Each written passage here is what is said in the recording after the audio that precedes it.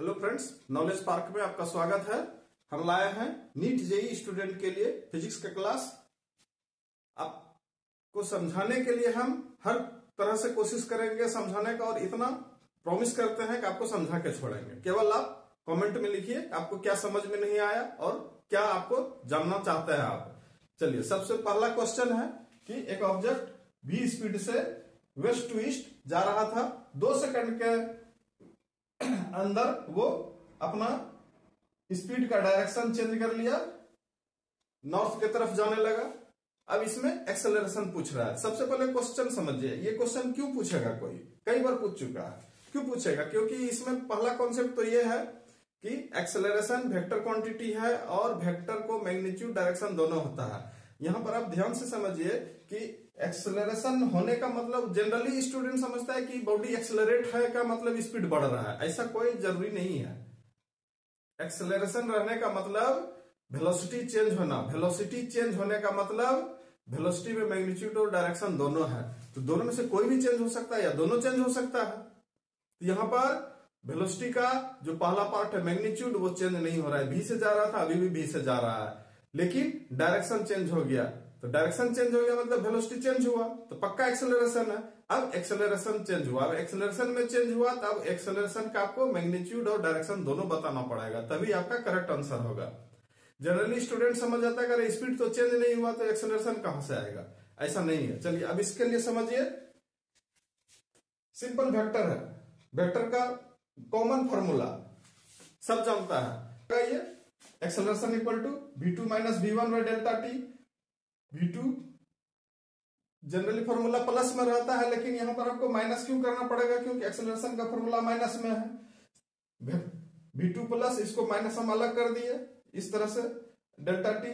अब दोनों का वैल्यू v है, इसीलिए v स्क्वायर आ जाएगा। 90 डिग्री का एंगल है। वेक्टर में इसको समझने के लिए आपको इस तरह से समझिए, यहां v2 है, यहां माइनस v1 है, तो v1 तो ये है, v2 ये है आपका। तो इसको सबसे पहले आप रिवर्स कीजिए, रिवर्स करके इसको यहां शिफ्ट कीजिए। वेक्टर को आप कहीं भी पैरेलल शिफ्ट कर सकते हैं। अब इसको, इसका मतलब हो गया इधर मेरा, इसको माइनस v बोलेंगे। यदि आप v1 v2 पकड़ते हैं, ये माइनस v1 कहलाएगा। अब v1 और v2 यहां हो गया। अब यहां फॉर्मूला में v2 प्लस माइनस v1 है, दैट मीन्स v2 प्लस और v2 और इसका आपको रिजल्टेंट निकालना है। This plus this, that means this निकालना है। जब ये आप निकाल रहे हैं तो सिंपली आ जाएगा रूट अंडर v स्क्वायर। ये कैसे आया? तो वही formula, root under of v2 square plus minus v1 का होल स्क्वायर। इसी फॉर्मूला से ये आ गया। टाइम यहां 2 सेकंड दिया हुआ है। अब √2/2 ये फॉर्मूला आ जा रहा है। तो ये तो एक्सेलरेशन का मैग्नीट्यूड निकाल दिए, एक्सेलरेशन का मैग्नीट्यूड निकाल दिए। डायरेक्शन किधर होगा? तो डायरेक्शन सिंपल ही है, इधर ईस्ट है, इधर नॉर्थ है, इधर वेस्ट है, तो इधर जाएगा। That means west north, west north.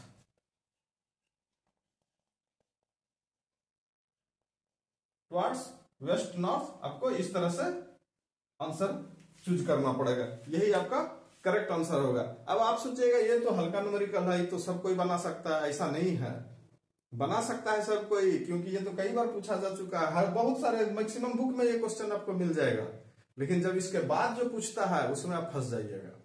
हम ये क्वेश्चन आपको सिखाने के लिए इसलिए बता रहे हैं कि इसके बाद आप ना फंसे। अभी तो आप तुरंत सीख लिए, अब इसके बाद आप कहां नहीं फंसेंगे, इसके बाद वाला क्वेश्चन आप सोचिए।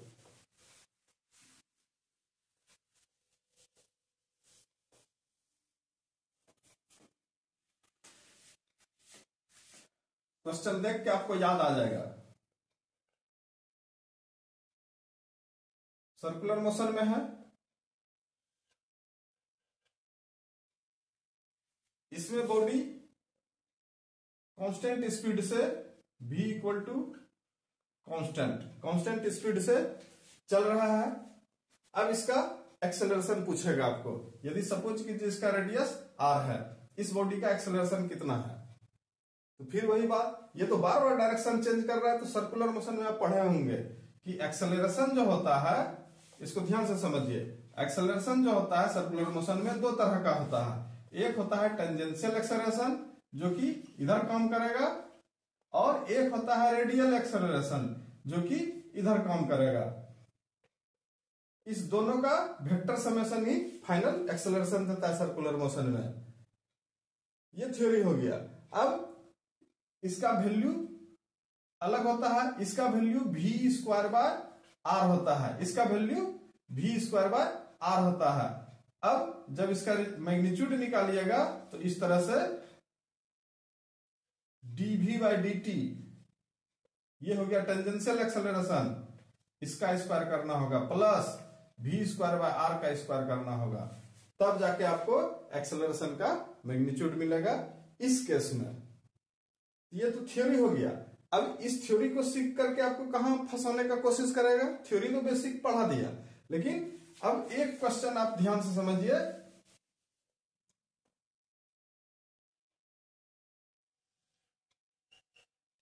एक पेंडुलम है जो कि टू एंड फ्रो मोशन इसमें कर रहा है। अब ये यहां से यहां तो आया, अब यहां से यहां इधर रिटर्न हो रहा है। इसमें कुछ नहीं, जिस समय जस्ट ये इधर रिटर्न होता है उस समय का इसका एक्सेलरेशन का डायरेक्शन पूछता है। ये कई बार कई एग्जाम में पूछ चुका है। स्टार्ट किया था आईआईटी से, आईआईटी में पहला बार पूछा था। इसमें बस वही कॉन्सेप्ट है। सबसे पहले तो सर्कुलर मोशन में है, दूसरा यहां से इसका स्पीड बढ़ते चला जाएगा, दैट मीन्स टेंजेंशियल एक्सेलरेशन भी रहेगा। तो टेंजेंशियल एक्सेलरेशन इधर रहेगा, रेडियल एक्सेलरेशन इधर रहेगा, तो वाजिब है कि इसका जो फाइनल एक्सेलरेशन होगा, रिजल्टेंट एक्सेलरेशन होगा, इसी दोनों के बीच में कहीं ना कहीं होगा, तो रिजल्टेंट इधर होगा। बस यही इसमें पूछा गया था और कुछ नहीं पूछा था, केवल डायरेक्शन पूछा था। लेकिन ये मैक्सिमम स्टूडेंट गलती किया था, सब दिमाग लगा रहा था कि mg नीचे लग रहा है तो इधर एक्सेलरेशन होगा, कुछ न कुछ। लेकिन अब देखिए घुमा फिरा के आपको कहां से कॉन्सेप्ट इसमें लाया। सर्कुलर मोशन का भी कॉन्सेप्ट है, वेक्टर का कॉन्सेप्ट है, सब कुछ है। तो इस तरह से आपको पढ़ना होगा कि एक क्वेश्चन पढ़िए, उसमें बहुत सारे क्वेश्चन का आंसर आपको मिलते चला जाएगा।